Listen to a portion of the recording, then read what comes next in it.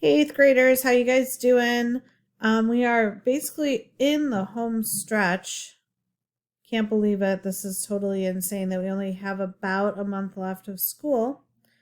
What I thought I wanted to kind of focus on for you guys, which I would have normally done anyways, but I think it's even more important now, is to have you guys kind of like think ahead, but also think in the past, think in the present, and kind of just focus on some good stuff. Um, so, what I'm going to do each week from now on with health is give you some templates to work on. They're kind of like makeshift journals.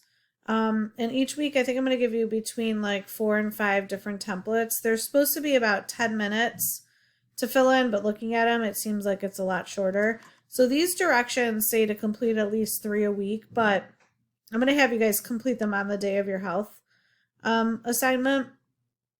And some of them, like in the directions state here, it's pretty easy. It's like one answer, one word answers.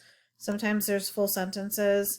I'm going to delete the slides ahead of time for you, so you just focus on the slides that are given to you and you don't have to worry about the others. When you are done, this is the important part. I want to make sure that you go to the assignment and you, quote, turn in the assignment. Okay, if you don't turn in the assignment, I don't see it and I can't grade you. So just make sure you're doing that. So I'm going to give you an example of what one of those looks like. The very first one I'm going to give you is 10 minutes to recognize the good stuff.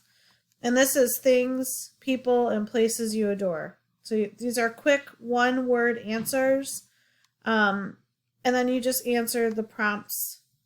When you're done with all the slides for the week, you turn it in on the Google assignment and you're good to go. Okay, if you have any questions, let me know. And that's about it. Pretty simple. All right, we'll talk to you guys.